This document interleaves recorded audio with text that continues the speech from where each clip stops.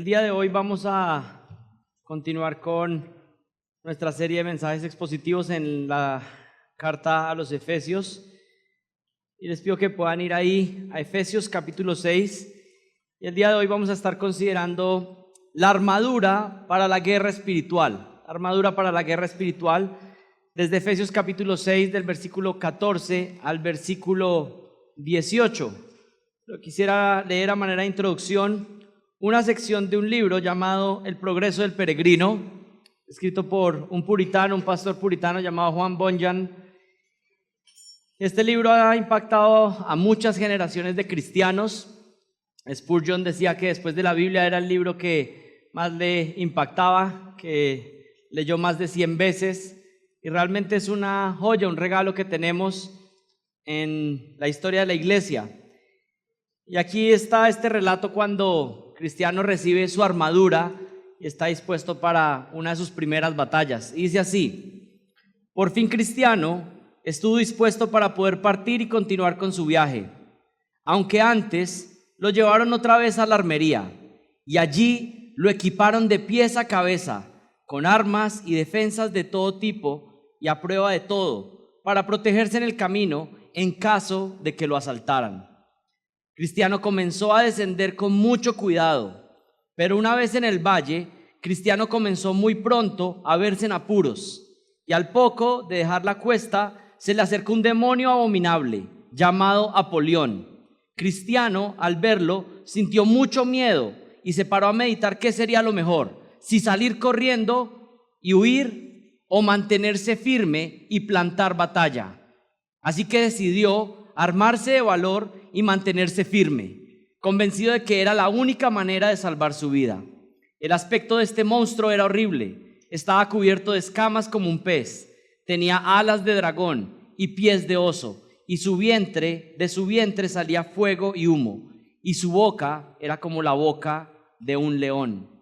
Bueno, ustedes pueden ver una relación entre la historia que se narra de Cristiano, este personaje imaginario que escribió Juan Bunyan, pero realmente es el relato de la vida de todo cristiano y cómo se nos otorga una armadura espiritual para pelear la batalla.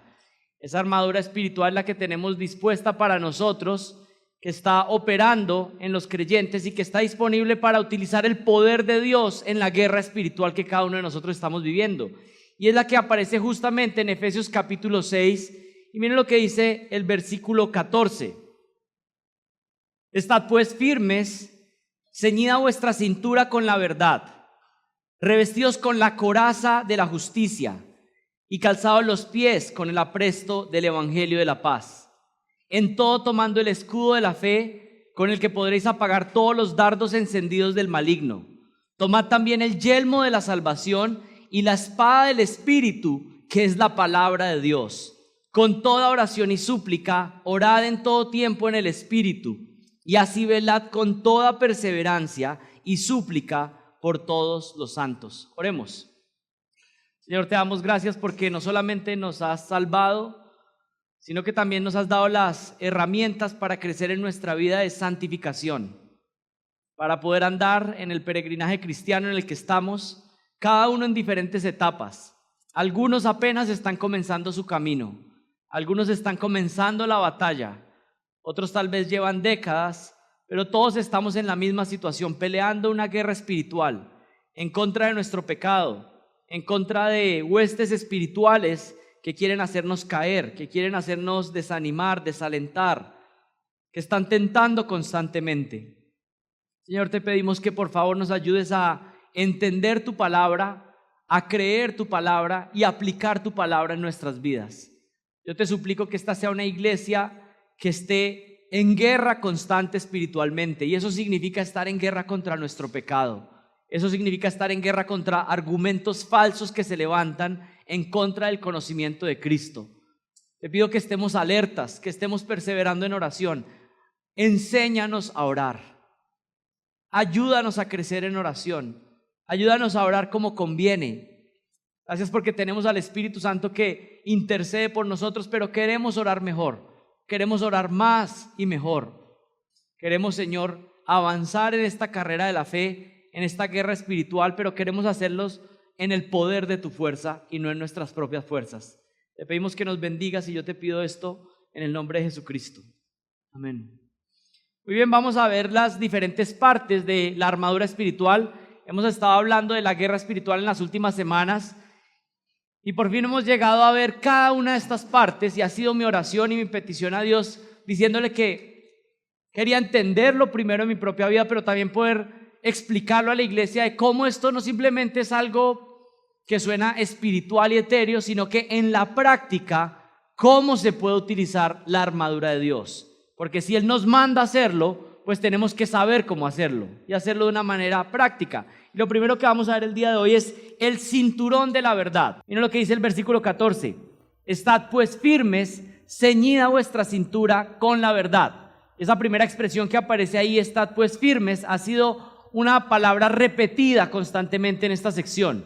El énfasis constante acerca de entrar en la guerra espiritual, acerca de utilizar la armadura de Dios, es con un propósito. ¿Y cuál es el propósito? Estar firme en medio de la batalla. ¿Y qué significa esto de estar firme? Significa no desalentarse, no caer en medio de las tentaciones, significa no tambalear, sino estar firme, bien parado como un guerrero que está listo para pelear.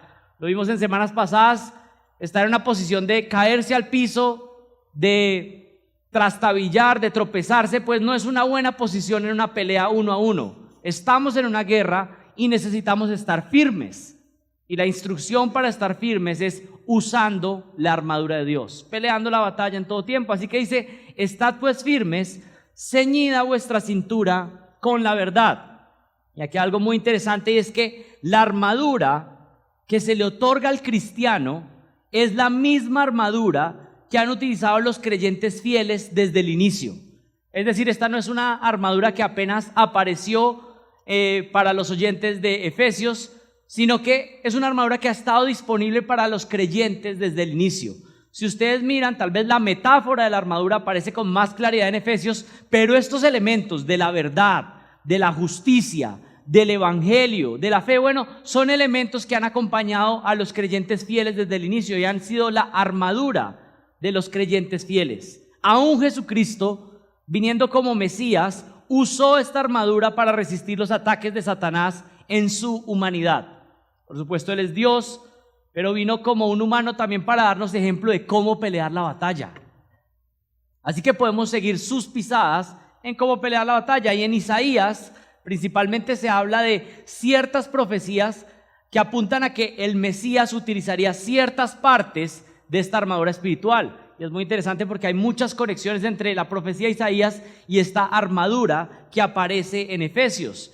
Posiblemente Pablo tenía en referencia seguramente la armadura que aparece en Isaías del guerrero del Mesías, pero también podía tener ciertas referencias de ver armaduras en su tiempo y hay una mezcla entre lo que está usando, pero principalmente está hablando de una armadura espiritual. Es una metáfora, es una idea que está dando para representar algo que todos podemos usar en una guerra y es por supuesto una armadura. La verdad aquí es presentada en primer lugar como un cinturón de amarre.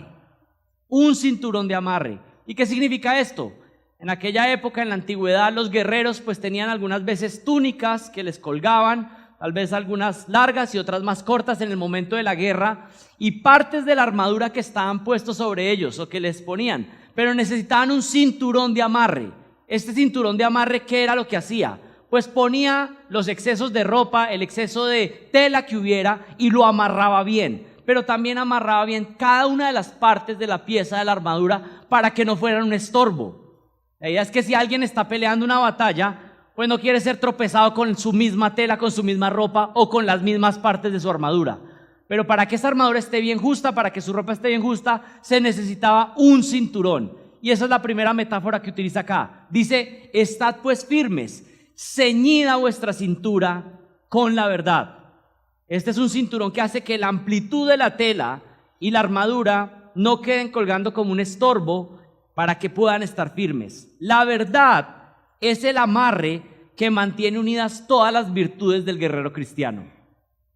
La verdad es el amarre que mantiene unida todas las virtudes de un verdadero cristiano, de un guerrero cristiano.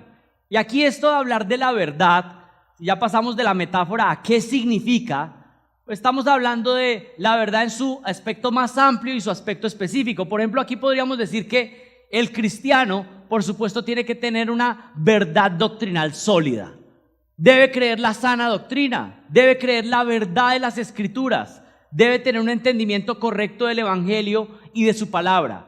Pero yo creo que aquí, hablar de la verdad y limitarlo simplemente a la verdad doctrinal es algo muy limitado.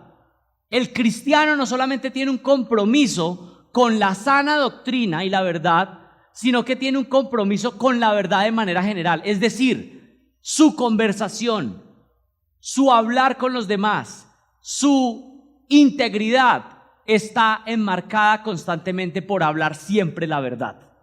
No solamente hablamos verdad doctrinal, sino que hablamos la verdad en cada situación, en cada negocio, en cada conversación, por difícil que parezca. Es decir, hay personas que pueden decir, nosotros predicamos la sana doctrina, pero a la hora de ciertas interacciones parece que la verdad no es lo que representan con sus bocas. Así que un compromiso con la verdad no es solamente un compromiso con la sana doctrina, con la verdadera doctrina, sino que es un compromiso con la verdad en cualquier aspecto, en cualquier conversación. La integridad de un cristiano es fundamental cuando lucha la guerra cristiana. Así que es verdad doctrinal, pero también es verdad de carácter e integridad. Sinceridad en oposición a la mentira. Si ustedes lo piensan de manera clara, Satanás es el padre de mentira. Por supuesto, enseña herejías y falsas doctrinas, pero también Satanás está inculcando todo tipo de mentiras en todo tipo de conversación. Hay personas que tienen como estilo de vida mentir. En sus conversaciones mienten. Es más, hay personas que mienten cuando a veces parece que ni siquiera es necesario mentir. Y uno pregunta, ¿pero por qué mintió? O sea, no era necesario. Pero su estilo de vida, su conversación es la mentira, engañar a otros, mentir en la cara a otras personas. Bueno, esto es una representación más bien del equipo contrario y no del equipo de Dios, del ejército satánico y no del ejército de Dios. La mentira caracteriza a Satanás y sus hijos. Ustedes recuerdan, en los evangelios se dice que aquellos que son hijos de Satanás, es decir, las personas que no han nacido de nuevo, son hijos del diablo. Y su padre hace lo que siempre hace, que es mentir, engañar. Y lo mismo hacen sus hijos. La verdad es fundamental en la vida de un guerrero cristiano, de un cristiano verdadero. Y miren, cuando digo guerrero cristiano, para que sepan, estoy utilizando esa metáfora porque estamos en este pasaje, pero no es para que ustedes piensen, yo soy guerrero y el otro no es guerrero. No, mire, guerrero es todos, porque todos en la vida cristiana estamos en una guerra espiritual, ¿sí? Porque había esa idea antes, no, que es que allá, esa señora es guerrera y este es guerrero. Bueno, no, si usted está en Cristo, entonces está en guerra espiritual, y la idea es que todos podamos estar en guerra, en contra del pecado, en contra de las artimañas de Satanás. Pero miren que la verdad ha sido fundamental en esta carta a los Efesios. Miren Efesios capítulo 1, el versículo 13. En Efesios 1:13 se dice que por la palabra de verdad hemos nacido de nuevo. En él también vosotros, después de escuchar el mensaje de la verdad, el evangelio de vuestra salvación, y habiendo creído, fuisteis sellados con él, con el Espíritu Santo de la promesa. Así que por la palabra de verdad hemos nacido de nuevo. Miren Efesios capítulo 4, el versículo 15.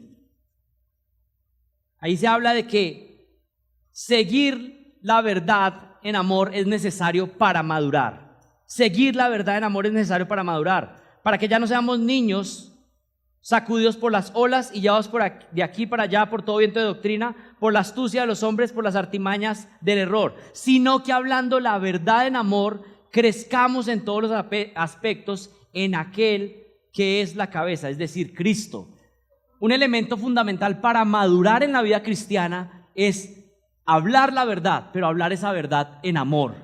Hay personas que les gusta hablar la verdad, pero no hablan la verdad en amor. Bueno, falta crecimiento espiritual. Efesios 4:24 dice, y os vistáis del nuevo hombre, el cual en la semejanza de Dios ha sido creado en la justicia y la santidad de la verdad. Somos nuevas criaturas para vivir en la santidad de la verdad. Y en Efesios 4:25, que es tal vez uno de los versículos más explícitos acerca de el cristiano como una persona que siempre tiene que hablar la verdad, se anima a esto. Si eres un creyente verdadero, si has sido salvo por la palabra de verdad, entonces, ¿cómo debe ser tu conversación? Bueno, tiene que ser siempre con la verdad. En Efesios 4:25. Por tanto, dejando a un lado la falsedad, hablad la verdad cada cual con su prójimo, porque somos miembros los unos de los otros. Así que miren, la mentira no puede ser parte de la conversación de un hijo de Dios. Satanás es el padre de mentira y sus maquinaciones siempre vienen con mentira. Así que yo les animo a que, si ustedes de verdad quieren batallar esta pelea espiritual, lo primero que tienen que hacer es abandonar todo tipo de mentira. Una persona mentirosa pierde toda la confianza. Una persona que estás hablando con esa persona y no te dice la verdad, ¿qué confianza? ¿Qué voy a saber si a veces me dice la verdad o a veces me dice la mentira? Y si tú has vivido una vida de mentira, entonces tienes que saber que has vivido según el estilo del bando contrario. Y tal vez si tu vida es caracterizada por la mentira es porque todavía no haces parte del ejército de Dios. Pero aquí un punto muy importante es que entre más cosas ocultas, engañosas, cosas mentirosas en tu vida mantengas, tal vez secretos, ocultos, cosas que nadie puede saber, enredos, ¿sabes qué? Más espacio tiene Satanás para tomar ventaja en la lucha espiritual. Entre más una persona mantenga mentira en su vida, entonces más espacio le está dando a Satanás para ganar terreno en la batalla espiritual. El llamado al cristiano es una decisión radical por creer y hablar la verdad, cueste lo que cueste. ¿Y saben por qué muchas personas mienten? Porque no quieren las consecuencias de sus actos. Entonces mienten. No solamente pecan por mentirosos, sino que pecan por cobardes, porque no quieren asumir las consecuencias de su propio pecado. Satanás está deseoso de mantener a las personas en un estado de angustia, de zozobra. Y aquí quiero decirles algo. Si hay un cristiano que eventualmente cae en el pecado de mentira y en mentir, ¿saben qué? Satanás está bien feliz. Porque ¿saben cuál es el propósito de Satanás en esta guerra cristiana? Satanás no le puede robar la salvación a un creyente. Satanás no le puede quitar la salvación a un cristiano porque la salvación es un regalo de parte de Dios. Pero ¿saben qué quiere Satanás en esta guerra? Que usted y yo nos mantengamos desanimados, con falta de gozo y dudosos de nuestra salvación. Ese es el propósito central de Satanás con los creyentes. Él no puede quitarnos la salvación, pero sí quiere llenarnos de duda de nuestra salvación y hacernos completamente inútiles para el servicio en su iglesia. ¿Y cómo lo hace? Poniéndonos trampas. Y cuando accedemos a sus trampas, ¿qué viene? ¿Viene seguridad y confianza de nuestra fe o lo que viene es duda de nuestra propia fe? Satanás no puede quitarte la salvación, pero va a querer ponerte toda clase de dudas para que te mantengas inútil para el servicio de Dios, completamente dudoso, lleno de temores. Y una persona que practica mentiras está así, lleno de temor, lleno de angustia, porque sabe que en cualquier momento su mentira va a ser descubierta. Yo conozco esposos que por años mintieron a sus esposas acerca de un adulterio en el pasado. ¿Y saben qué? Solo hasta que dijeron la verdad pudieron ser libres y avanzar en la guerra espiritual, en su santificación. Pero hasta que no confesaron la verdad, hasta que no dijeron la verdad, no podían avanzar. Satanás los tenía con la boca arrastrada en el piso por las mentiras que tenían. Personas que han mentido en negocios y saben que mintieron. Personas que han mentido en relaciones. Personas que tienen como estilo de vida mentir. ¿Y saben qué es lo peor? Hay personas que mienten y mienten y pasa el tiempo y se empiezan a creer la mentira. O sea, empiezan a razonar y no, es que eso sí pasó así. Y no, eso no pasó así. Pero son tan mentirosos que se creen sus propias mentiras. Luego cuando son confrontados es como, ¿pero qué pasó? No, pues se creen sus propias mentiras. El engaño es tan grande que se engañan a sí mismos y crean versiones de los hechos. Bueno, eso es lo que pasa con un mentiroso. En el incrédulo la mentira es parte normal de su vida. En el creyente la mentira es una trampa de Satanás que lo mantiene lleno de miedo y angustia. Y miren, decir la verdad no siempre va a traer comodidad en este mundo. Decir la verdad va a hacer que personas te odien. Decir la verdad va a hacer que las personas tengan resentimiento en contra de ti muchas veces. Algunos hasta quererte matar. Personas que por decir la verdad no van a soportar nada de lo que hagas y te van a odiar. Así que decir la verdad no siempre va a traer las cosas más cómodas, pero es lo que hace una persona que sigue a Jesucristo verdaderamente. Nuestro Padre siempre habla la verdad y nosotros debemos hablar siempre la verdad, cueste lo que cueste. Cueste lo que cueste. Le dices la verdad a alguien y ganas un enemigo. Bueno, esto no se trata de estar más cómodos, eso se trata de seguir las pisadas de nuestro Rey que siempre habla la verdad. Pablo lo experimentó, él hablaba la verdad. ¿Y qué pasaba comúnmente con Pablo? Predicaba la verdad y se ganaba enemigos. Y comúnmente al principio lo querían, pero después esos mismos que lo querían encarcelarlo, golpearlo. En Gálatas 4:16 dice: me he vuelto por tanto vuestro enemigo al deciros la verdad. Hay gente que toma resentimiento contigo porque tú le dices la verdad. Y esto puede pasar mucho en el ministerio pastoral, que tú le dices a alguien la verdad, esa persona quiere seguir aferrado a su pecado, entonces más bien ¿qué? Coge resentimiento y odio hacia el hombre de Dios que le está diciendo la verdad. No importa. ¿Qué está diciendo Pablo? Saben, ahí en ese contexto, si ustedes luego lo quieren revisar con atención, Pablo dice: al principio de mi predicación ustedes me amaban y estaban listos para recibir todo, pero ahora que, como decía Henry Tolopilo, cuando las papas empiezan a quemar, entonces ya no les gustó tanto. Bueno, no importa, la verdad ciñe nuestra cintura, la verdad es lo que más nos importa, no si la gente está agradada o no. 2 Corintios 12:15: y aun yo mismo me gastaré por vuestras almas. Si os amo más, ¿seré amado menos? Esta era la experiencia de Pablo. Había mostrado amor, había hablado con sinceridad, le había dicho la verdad. ¿Y saben qué era lo que estaba recibiendo? Yo les he amado más y cada vez ustedes me están amando menos. Bueno, eso va a pasar muchas veces. Pablo llegó a ser golpeado, encarcelado por predicar la verdad. Pero lo mismo sucedió con el autor del Progreso del Peregrino. John Bunyan fue encarcelado porque predicaba, porque pastoreaba sin tener el permiso del gobierno oficial en ese momento para predicar. ¿Y saben qué pasó con John Bunyan? Lo encarcelaron y estuvo 12 años en la cárcel. ¿Y saben qué pasaba mientras estaba en la cárcel? Pues primero escribió el Progreso del Peregrino, así que qué bueno que lo metieron a la cárcel. Pero ¿saben? Empezó a predicar en la cárcel. Y en el muro, al otro lado de la cárcel, los campesinos se reunían alrededor de la cárcel para escuchar la predicación. Así que los presos escuchaban predicar a Bunyan y los campesinos al otro lado del muro de la cárcel escuchaban predicar a Bunyan. Iba a predicar la verdad, cueste lo que cueste, aun si estuviera en la cárcel. La verdad no es una buena idea para el cristiano simplemente. Es el cinturón que amarra todas las virtudes de nuestra vida. Miren el versículo 14, Efesios 6:14. Estad pues firmes, ceñida vuestra cintura con la verdad. En ejércitos antiguos el cinturón mostraba el rango del guerrero. ¿Saben qué es mi oración? Que esta iglesia sea caracterizada por soldados íntegros. Que uno sepa que si está hablando con alguien, así sea una conversación incómoda, le está diciendo la verdad. Así sea una situación desagradable, pero que uno sepa que está hablando con alguien y le está diciendo la verdad.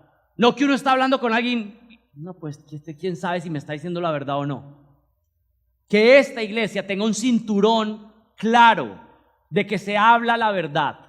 Y si usted ha mentido, confiese su mentira. Es mejor ya dejar de estar ahí con esa opresión que lo tiene ahí porque usted tiene una mentira y una cosa oculta que nadie puede saber. Constantemente le digo a mi esposa: mira, si hay algo que es oculto, entonces tiene señas de que no está bueno. Si es una cosa así misteriosa que nadie puede saber, como que nadie puede descubrir esto, entonces tiene señal de que es algo raro. Nada, la gente, a veces dicen: y es que ahora con las cosas de celular, y entonces van a ver las conversaciones de WhatsApp de uno. Y yo como, pues yo pienso que siempre las ven. ¿Y qué? O sea, ¿usted tiene mucho miedo si le abren su email? No estoy diciendo que le investiguen el email a otra persona, ¿no? Pero ¿qué es lo que tiene? ¿Que tiene una cosa rara escondida en su casa? Por supuesto, usted tiene cosas de negocios privadas. No estoy diciendo que todo el mundo tiene que ver sus cosas privadas. Lo que estoy diciendo es que tiene usted una cosa oculta que nadie puede ver, pues es una señal de que algo raro está ahí.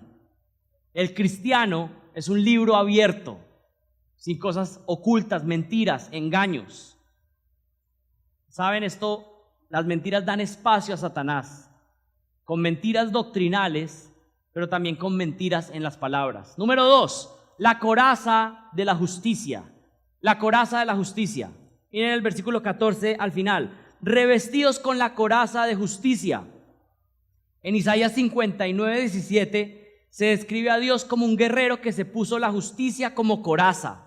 ¿Qué es la coraza? Pues una protección principalmente para el pecho que cubre los órganos vitales. En una armadura es una protección acá delantera y había múltiples corazas. Por ejemplo, varias corazas en la antigüedad. Por ejemplo, había corazas que eran tejidas metálicas como una malla completa. No sé si han visto los guantes que usan los carniceros. Bueno, algo similar, una coraza metálica tejida que permitía moverse, pero que no dejaba entrar una arma, un cuchillo, una estaca hasta el final, sino que protegía al guerrero de heridas. Pero no solamente había este tipo de mallas, sino que también podía haber corazas con secciones en bronce o en metal que protegían esta parte del cuerpo. Comúnmente era una coraza que cubría tanto el pecho como el estómago, y algunas veces también algunos tenían coraza en la parte de atrás que cubría sus espaldas. ¿Para qué? Para ataques con flechas, con lanzas, con espadas. Y miren, no todos los soldados tenían la posibilidad de tener una coraza. Es decir, algunos soldados con mayor rango, con mayor capacidad, con mayores ingresos, tenían la capacidad de salir a la batalla con una coraza. Este no es el caso en el ejército cristiano. Aquí todos tenemos la capacidad y necesitamos tener la coraza de la fe. Sin la coraza de la fe nadie puede agradar a Dios, nadie puede pelear la batalla cristiana.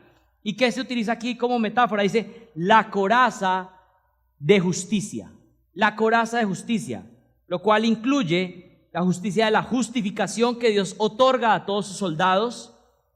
Es la justicia y rectitud de Cristo que es impuesta sobre nosotros y que nos cubre completamente. ¿Qué significa esto? Que Jesucristo tuvo una vida justa completamente. Su justicia perfecta ahora está puesta sobre mí por la fe.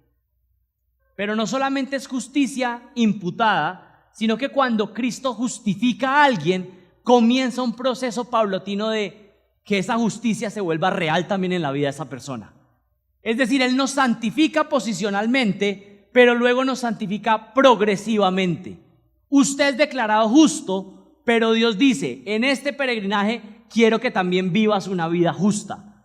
Tú eres apartado y santificado para mis propósitos, pero quiero que en la práctica, paulatinamente, eso que es verdad espiritualmente para ti, sea real en la manera en que vives. Eres santo porque eres apartado para Dios espiritualmente, estás sentado en los lugares celestiales, pero en la práctica, progresivamente, eso que es real espiritualmente tiene que verse en tu vida diaria.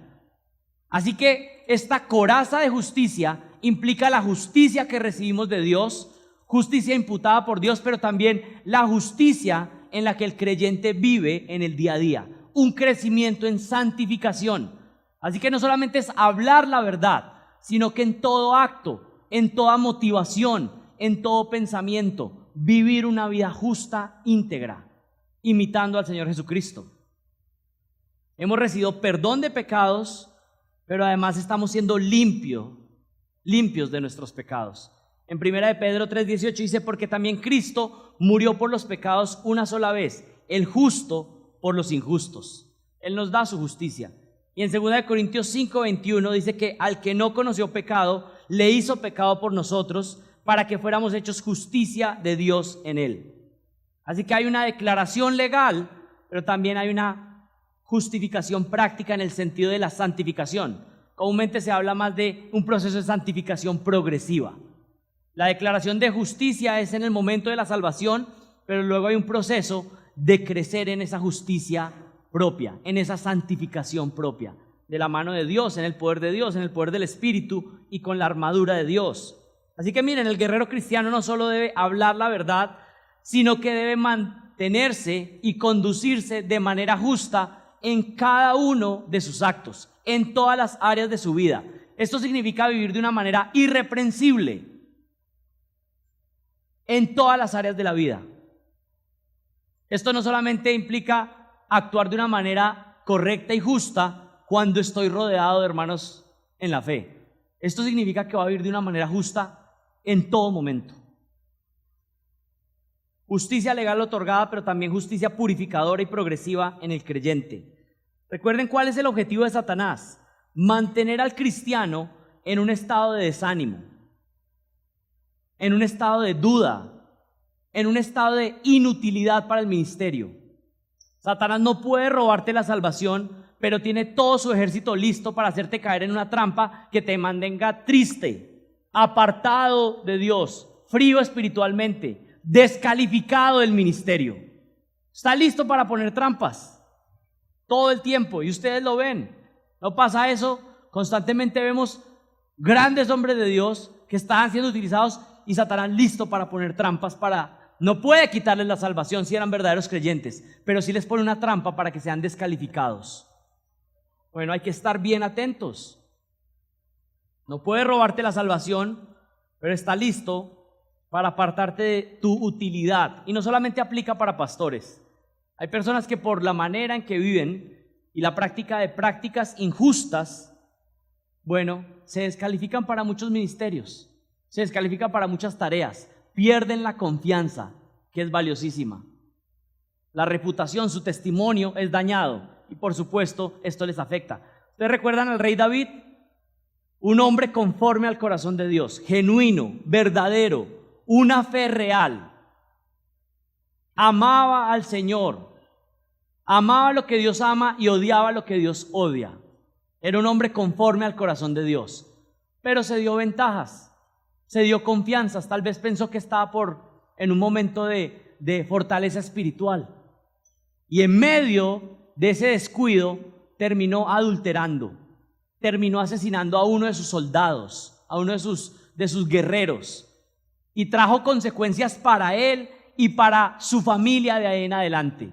Y por supuesto, lo más importante, trajo deshonra al nombre de Dios. Porque personas podían adulterar y es terrible, pero que David lo hiciera, que David se fuera en contra y quisiera todo lo que hizo con engaño, con mentira, pues fue aún peor y trajo deshonra al nombre de Dios. Es más, cuando David es confrontado, justamente eso es lo que se enfatiza: con lo que tú hiciste que se deshonrara el nombre de Jehová. Eso es lo más grave, eso es lo más serio. Ni siquiera las consecuencias de su familia, ni siquiera las consecuencias en el reino. Lo peor es que estabas en una posición y lo que hiciste está trayendo deshonra al nombre de Jehová. Bueno, amaba la verdad, se deleitaba en ella, pero se distrajo en la guerra espiritual. Y cuando alguien se distrae en la guerra espiritual, entonces no está firme y cae. ¿Pero saben qué dice David? En el Salmo 51:12 dice: vuélveme el gozo de tu salvación. ¿Y por qué enfatizó esto? Porque ¿qué estaba pasando? Estaba perdiendo el gozo de su salvación. Estaba perdiendo el gozo de su relación con Dios. ¿Qué pasa con un cristiano que está sucumbiendo ante un pecado? ¿Está gozoso? ¿Está lleno de alegría, de querer estar cercano a Dios? ¿O más bien se quiere ocultar y alejar? Bueno, lo que está diciendo David es: devuélveme el gozo de tu salvación. No puedo perder mi salvación, no puedo perder mi relación contigo, pero quiero volver a tener el gozo de antes. Quiero volver a disfrutar de ti, quiero volver a tener ese primer amor. Y hay muchos, a causa del pecado, que están fríos y alejados de Dios porque están dejando que tome ventaja el pecado en sus vidas. Y hoy es un buen día para suplicar al Señor: Señor, quiero volver a ti, devuélveme el gozo de mi salvación. El pecado crea dudas. La tentación y caer en ella lo que genera es angustia, temor, tristeza. Pero siempre podemos volver a Él y suplicar lo mismo que suplicó David: vuélveme el gozo de tu salvación. Satanás no puede quitar la salvación, pero sí puede robarte el gozo y quiere que caigas en la trampa del pecado. ¿Qué hace? Nos seduce, nos pone el cebo delante de nosotros para que caigamos, que parezca que no es tan grave, que no es tan serio. Y luego que caemos en la trampa, ¿qué hace Satanás? Entonces vienen las acusaciones. Y aquí quiero aclarar algo que algunos me han preguntado. Yo constantemente utilizo expresiones como que Satanás nos tienta, Satanás nos ataca, vienen ideas diabólicas a nuestra mente. Yo creo que eso es verdad. Ahora, yo no creo que Satanás hace algo como poner un pensamiento directo en mi mente. Yo no creo que Satanás tiene ese poder. Porque creo que si Satanás tiene el poder de poner una idea y hacerme pensar algo, pues la verdad ni siquiera soy responsable de ese pensamiento, sino que alguien más me lo puso. ¿Cómo hago? Yo no creo que Satanás tiene la capacidad de poner ideas en mi mente. Ahora, al mismo tiempo, puedo decir que hay ideas que son diabólicas y que Satanás me tienta y que pone ideas en mi mente. ¿Cómo así? ¿Está diciendo lo contrario? Bueno, no. ¿Ustedes recuerdan cuando Pedro viene y le dice al Señor Jesús que no vaya a la cruz? ¿Y qué le dice el Señor Jesús a Pedro? Apártate de mí, Satanás. Múltiples discusiones acerca de ese pasaje. Pedro estaba poseído y por eso le dijo apártate de mí, Satanás. ¿Era Satanás mismo que le estaba diciendo? Bueno, yo creo que lo que está pasando es que Pedro está actuando como un emisario de Satanás en ese momento. Ni siquiera tiene que estar poseído, ni siquiera tiene que ser Satanás mismo el que le pone las ideas, sino que toda persona que promueve algo que va en contra de los propósitos de Dios, pues en un sentido está siendo parte del ejército contrario. No ir a la cruz, ¿qué tal les parece esa idea? Bueno, yo creo que es una idea diabólica, satánica. Jesús, ¿sabes qué? Va a estar muy duro, no vayas a la cruz. ¿Qué tal les parece esa idea? Pues bien diabólica. En ese momento, Pedro estaba siendo utilizado como un instrumento de Satanás, pero no ni siquiera porque haya recibido esa idea o porque haya sido poseído. Simplemente en su carne, en su pecado, pensó que era más cómodo no ir a la cruz. Pero era una idea que, aparte de tonta, pues era parte de la idea de Satanás, que Cristo no fuera a la cruz. No sé si esto les complica más, les enreda más, pero es lo que yo creo, es lo que yo entiendo. Lo resumo.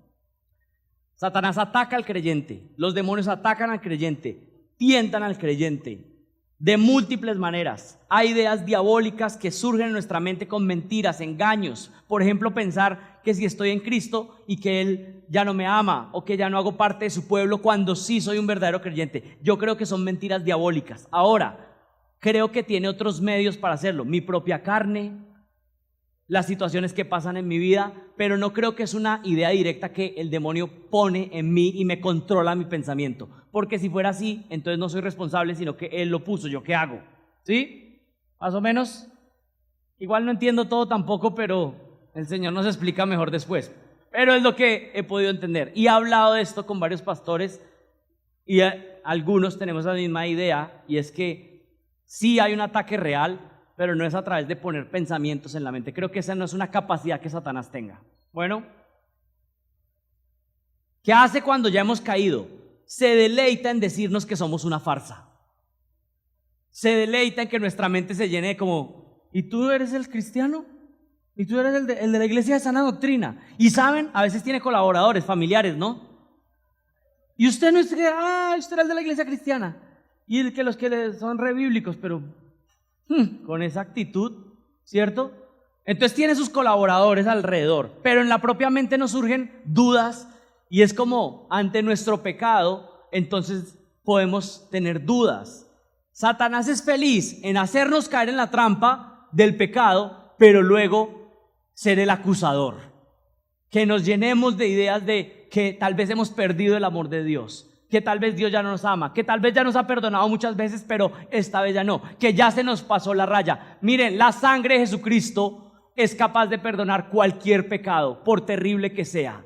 Si una persona se arrepiente, pone su fe en Jesús, entonces puede ser perdonado. Porque si confesáis vuestros pecados, Él es fiel y justo para perdonarnos y limpiarnos de toda maldad. Así que no caigan en la trampa. ¿Qué es lo que quiere Satanás? Que usted diga, sí, yo soy muy malo, yo más bien me alejo, yo no vuelvo a la iglesia. Yo más bien me aparto, yo más bien me escondo como hicieron Adán y Eva. Pero ¿qué es lo que quiere Dios? Que usted venga y lo busque con arrepentimiento y halle la gracia de Jesucristo. Judas pecó, se sintió muy mal y fue y se suicidó. Pedro se sintió muy mal, tuvo un encuentro con el Señor Jesucristo y el Señor lo restauró y le dijo: ve a hacer lo que te mandé a hacer, vuelve a ser útil en el ministerio. Acusaciones constantes. Miren, por ejemplo, lo que le empezó a decir Apolión a Cristiano en medio de la batalla. Apolión le dijo: sabes que ya le has sido infiel en el servicio, así que ¿cómo puedes pensar que recibirás salario alguno de él? Apolión le siguió diciendo: en repetidas ocasiones, desde el mismo instante en que saliste de la ciudad de destrucción, al verte casi ahogado en el pantano del desaliento, luego te desviaste del camino para intentar librarte de tu carga, cuando debías haber esperado que tu príncipe te la quitara. Más tarde te dormiste perdiendo tu mejor prenda. Estabas casi dispuesto a regresar por miedo a los leones. Y lo peor de todo, cuando hablas de tu viaje, de lo que has visto, de lo que has oído, te vanaglorias interiormente de todo lo que dices y haces. Cristiano le contestó: tienes mucha razón en todo lo que dices, y aún has dejado por mencionar muchos otros errores e infidelidades que yo he cometido, pero que Él me perdona. Y sabes, todo esto me ha costado muchos gemidos y pesares, pero me he arrepentido de ellas y el príncipe me las ha perdonado. Entonces Apolión no pudo contener su rabia y empezó a lanzarle improperios.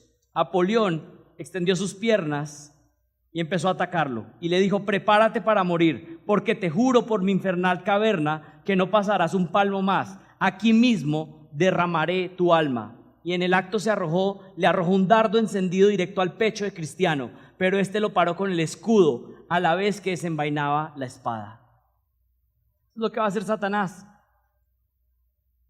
atacar, acusar, tentar y luego decir que ya no hay posibilidad. Pero ¿saben qué? Eso es una mentira de él.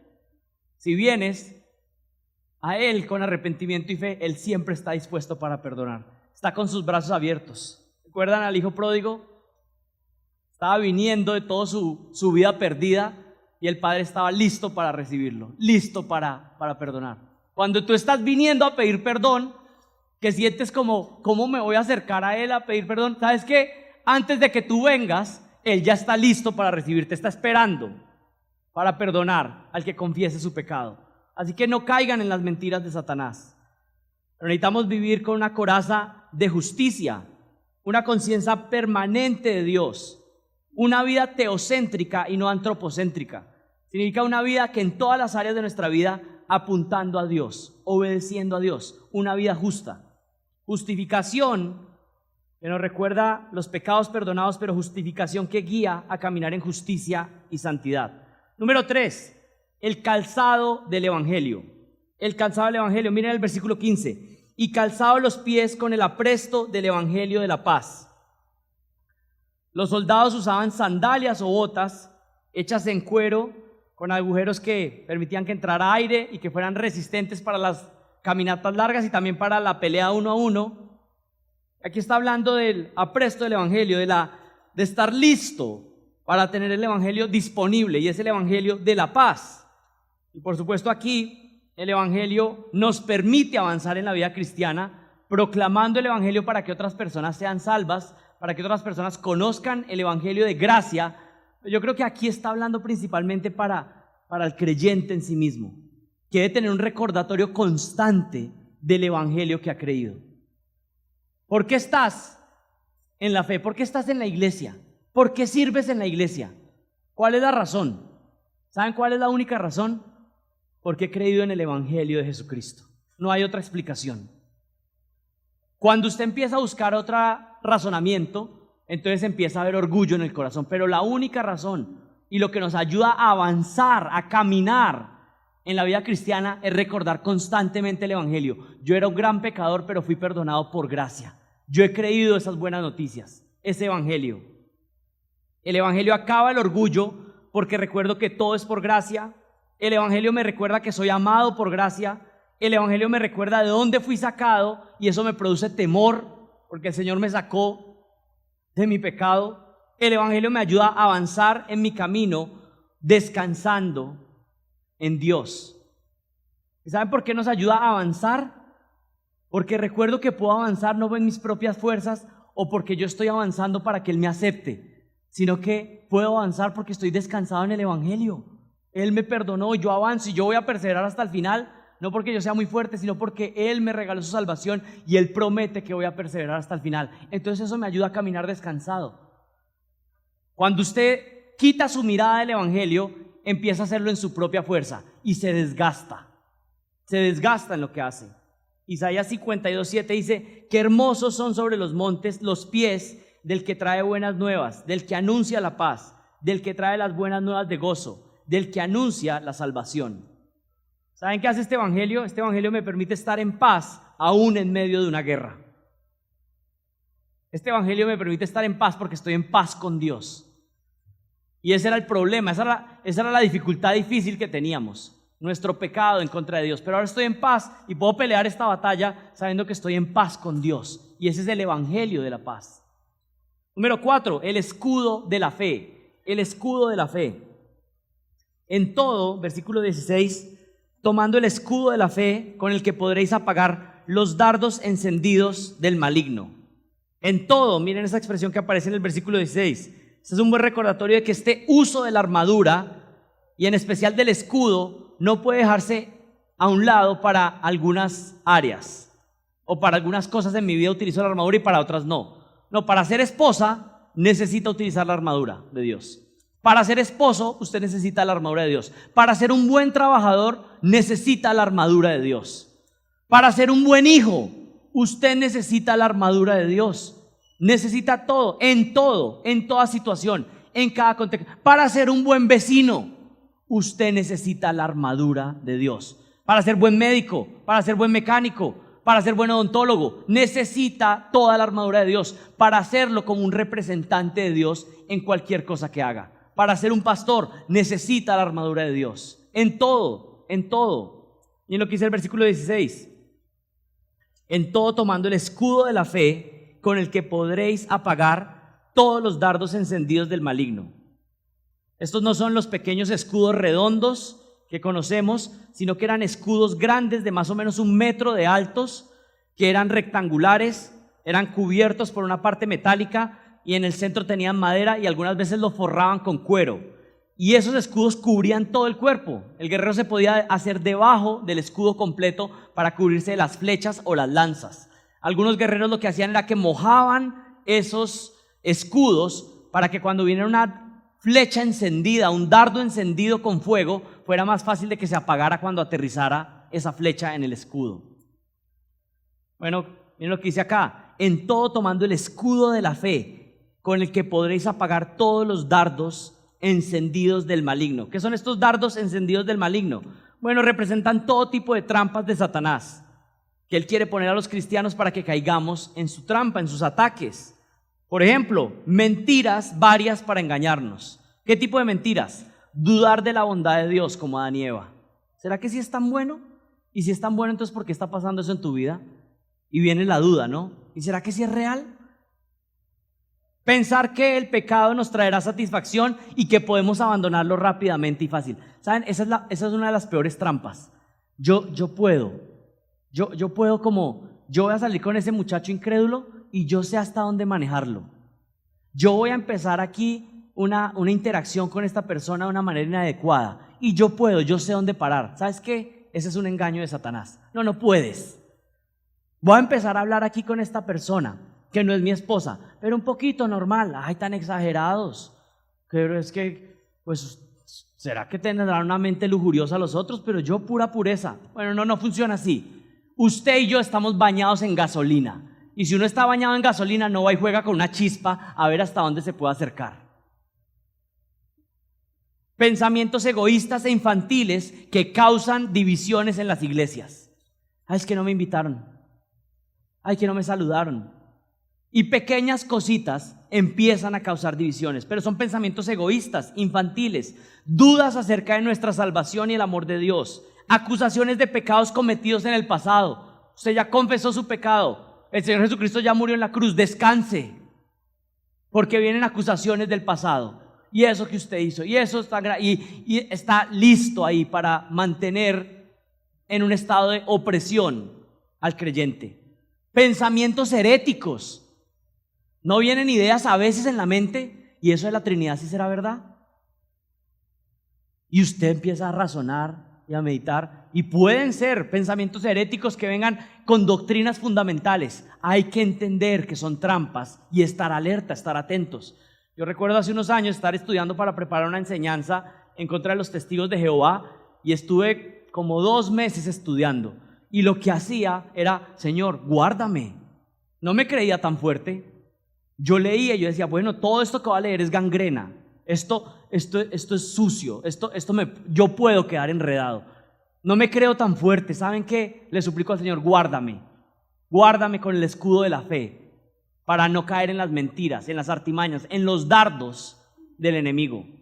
Pensamientos, argumentos e ideas contrarias a las enseñanzas bíblicas, tentaciones múltiples para hacernos caer, codicia y amor por el dinero, por el cual muchos se desvían de la fe, 1 Timoteo 6:10, trampas en la lujuria sexual, solteros fornicando, casados adulterando, o casados que dejan estar en intimidad sexual con sus parejas, con sus esposos y esposas. Bueno, ¿saben qué dice 1 Corintios 7:5? No os neguéis el uno al otro, a no ser por algún tiempo de mutuo consentimiento, para ocuparlos sosegadamente en la oración y volver a juntaros en uno, para que no os tiente Satanás por causa de vuestra incontinencia. Bueno, Satanás busca cualquier herramienta. En personas solteras, Satanás está listo para que caigan en fornicación. Y en personas casadas, Satanás está listo para que esos matrimonios no estén en intimidad física. Deseos intensos de fama, poder y preeminencia, trampas de Satanás. Chismes y murmuraciones dañando la reputación de otros, trampas de Satanás. Envidias, celos, egoísmo, comparaciones, reclamos de lo que deberíamos haber recibido. Como lo mencioné la semana pasada, Satanás tiene un aliado que es este mundo, la carne, y tiene demonios que conocen muy bien cómo operan los seres humanos. ¿Cuáles son los signos de que estás retrocediendo en esta guerra y que no estás avanzando? Bueno, esos símbolos, esos signos están en Gálatas 5:19, cuando se manifiestan las obras de la carne. Dice: y manifiestas son las obras de la carne, que son adulterio, fornicación, inmundicia, lascivia, idolatría, hechicerías, enemistades, pleitos, celos, iras, contiendas, disensiones, herejías, envidias, homicidios, borracheras, orgías y cosas semejantes a estas, acerca de las cuales os amonesto, como ya os lo he dicho antes, que los que practican tales cosas no heredarán el reino de Dios. Bueno, si estas formas de la carne están manifestándose en tu vida, envidias, peleas, borracheras, disensiones, lascivia, es una muestra de que la guerra está tomando ventaja Satanás sobre ti. Y si es lo que tú practicas como estilo de vida, entonces tú no heredarás el reino de los cielos, porque no eres un guerrero verdadero, ¿sí? Pero ¿cómo puede uno saber si está avanzando en la guerra espiritual? Para que esto no sea algo así etéreo: estoy en una guerra espiritual. ¿Cómo? Versículo 22, más el fruto del Espíritu es: ¿estás viendo más amor en tu vida? ¿Estás viendo más gozo, paz, paciencia, benignidad, bondad, fe, mansedumbre, templanza?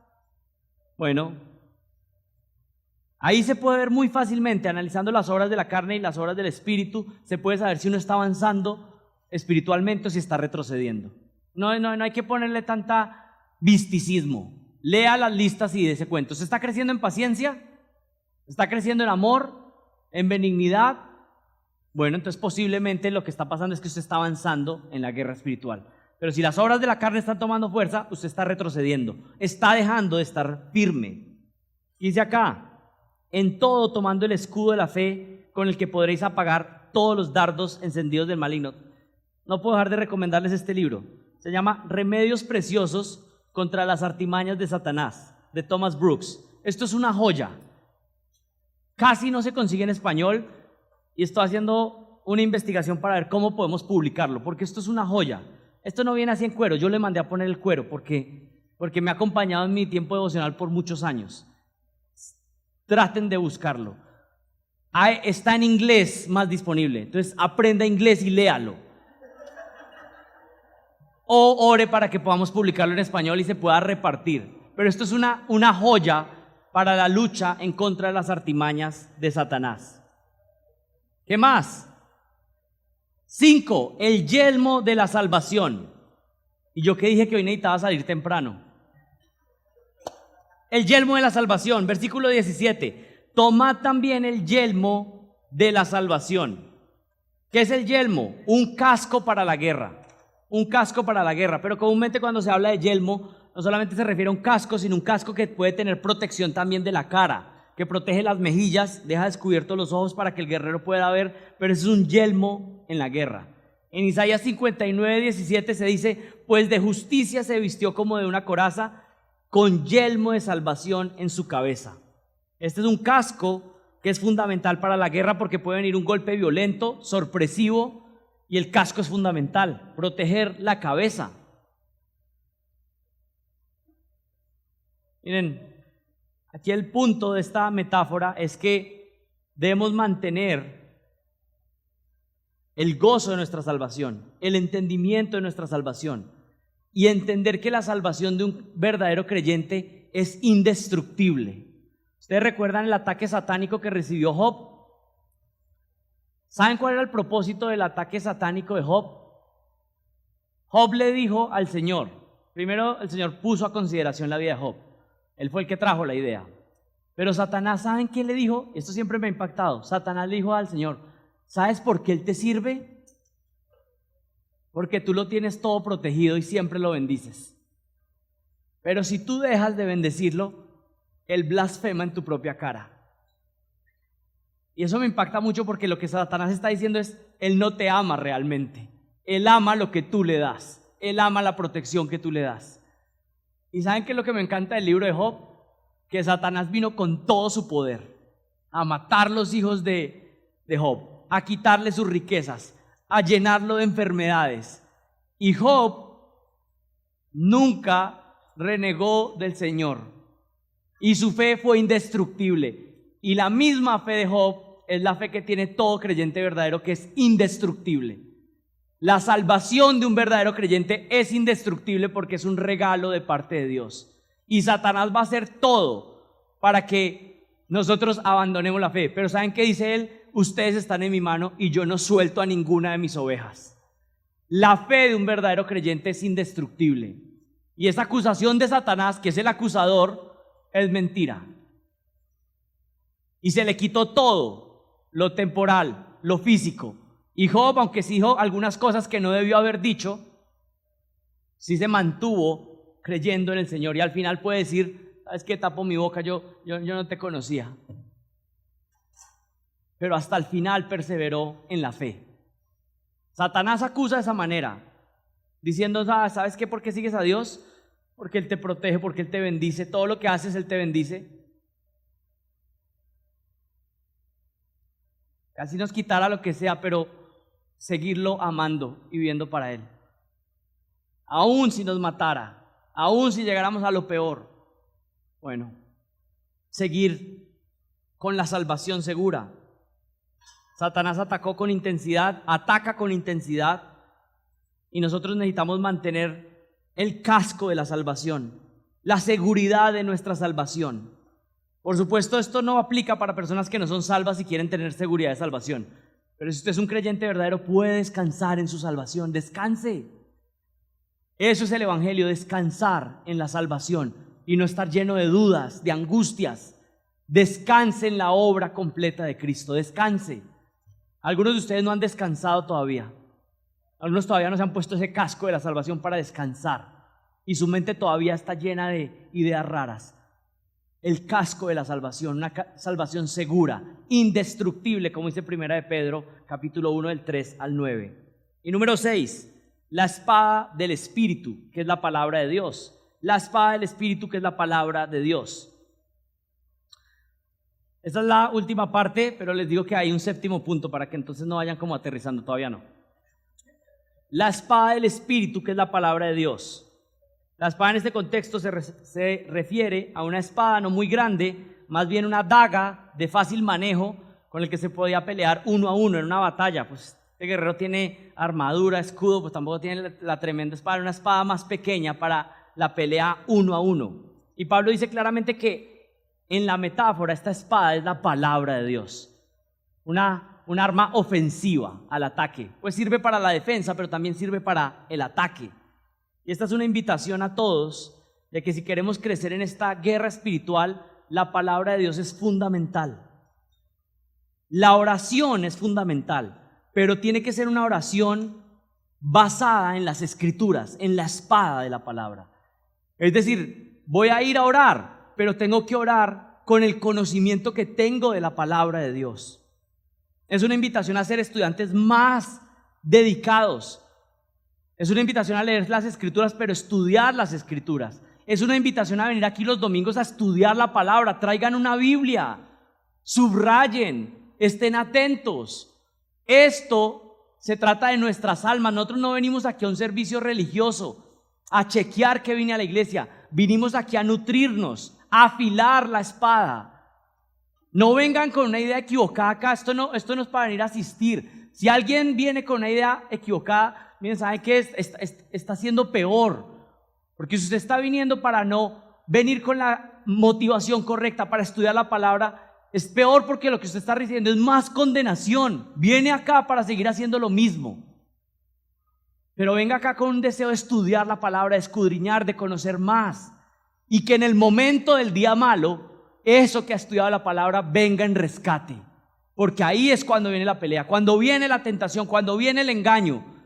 Estoy lleno del recurso de la palabra, está la espada lista para salir en la defensa. Si no conoces la Biblia, si no sabes interpretar la Biblia correctamente, si no sabes dónde ir ante una necesidad espiritual, entonces ¿cómo vas a usar la palabra de Dios? Los planes de lectura de un año en la Biblia son una bendición, yo lo hago. Pero yo constantemente veo que mi alma necesita ciertas cosas ciertos días. Y yo sé que yo necesito ir a ciertos pasajes y volverlos a leer. Y esos días paro mi plan de lectura anual y digo, es que yo necesito leer esto. Hay momentos donde sé que estoy tentado con cierto pecado. ¿Y saben a dónde voy? Voy a los pasajes donde vi que un hombre de Dios cometió ese pecado y fue terrible las consecuencias, para que me genere pavor. Y como ya sé y conozco la Escritura, entonces voy ahí donde necesito. O a veces si mi alma está desanimada, yo sé que tengo que ir a un pasaje donde sea animado. O donde mi alma está pensando que tal vez ya no tengo oportunidad, que no puedo estar cerca de Dios. Entonces voy donde necesito. Pero ¿cómo puedo ir si no conozco las Escrituras? ¿Cómo vas a recibir la ayuda que necesitas si no las estudias, si no conoces? Necesitamos estudiar la palabra, alimentarnos de ella y utilizarla en el momento que más se necesite. Pelear realmente esta batalla, pero con la palabra de Dios. Momentos de desánimo, promesas hermosas a las que tenemos que ir, momentos donde dudamos acerca de algo, confirmar una posición doctrinal que tenemos y creemos que esto es la palabra, pero hay dudas, ir allá y entonces yo creo esto porque la palabra lo dice. Necesitamos afilar la palabra, la espada que tenemos. El salmista en el Salmo 119:9 dice, ¿con qué limpiará el joven su camino? Con guardar tu palabra. Con todo mi corazón te he buscado. No me dejes desviarme de tus mandamientos. En mi corazón he guardado tus dichos para no pecar contra ti. ¿Qué hizo el Señor Jesús ante la tentación en el desierto? ¿Cómo contestó? Con la palabra. Y Satanás también manipula la palabra para tentarnos. Es más, si usted es una persona que estudia la palabra, generalmente las tentaciones van a venir con la palabra de Dios también, porque son utilizadas distorsionadamente para que usted sea engañado. Pero necesitamos contestar.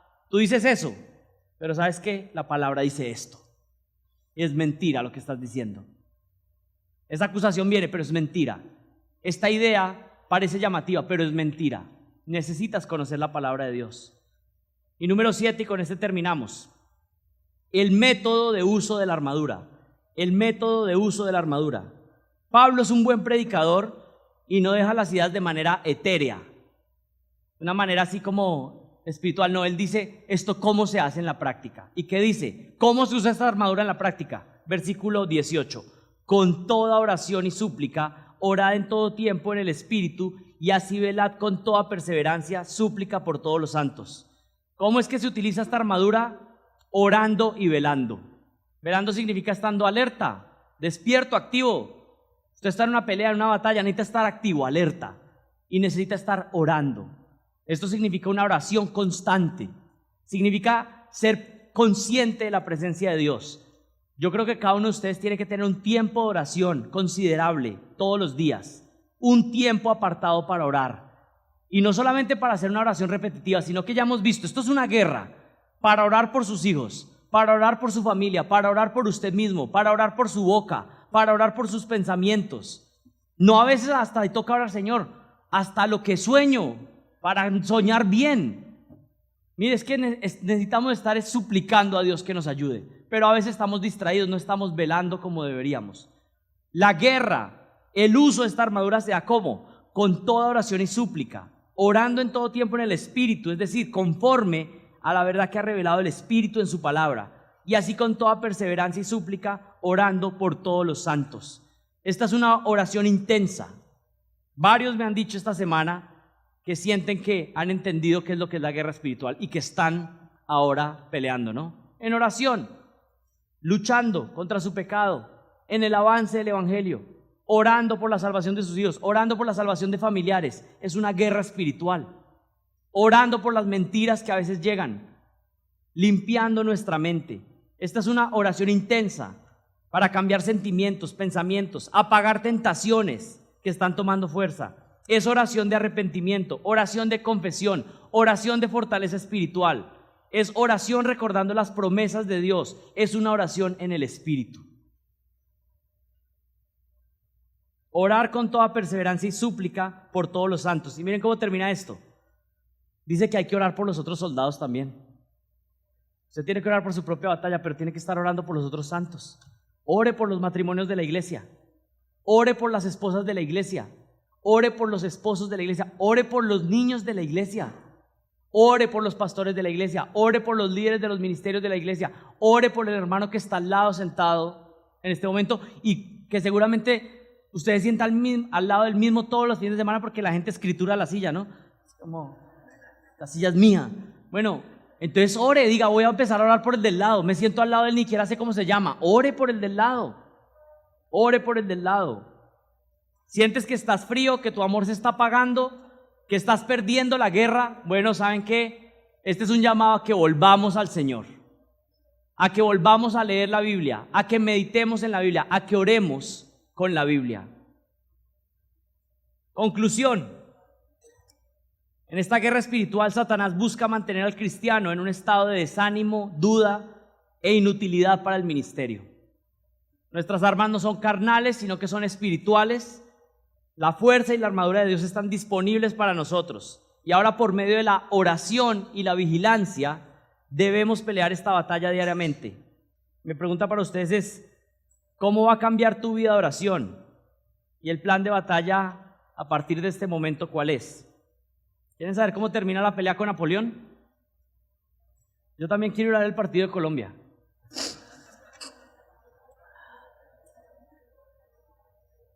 El furioso combate se prolongó cerca de mediodía, hasta que Cristiano, casi sin fuerzas a causa de sus heridas, se iba debilitando cada vez más. Apolión aprovechó esa debilidad y se lanzó al combate cuerpo a cuerpo con tanta furia que Cristiano perdió la espada. «Ahora ya eres mío», exclamó Apolión, oprimiéndole con tanta fuerza que casi lo ahogó.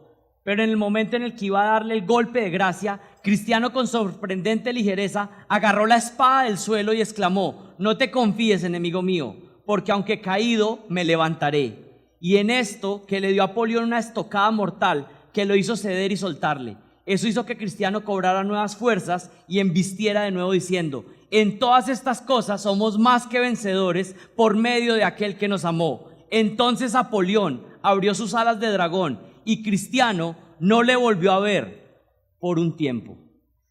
Oremos. Gracias, Señor, por los recursos espirituales que tenemos para pelear la buena batalla de la fe. Ayúdanos a perseverar hasta el final. Ayúdanos a usar lo que tú nos has dado y ayúdanos a perseverar, Señor. Te pido esto en el nombre de Jesucristo. Amén.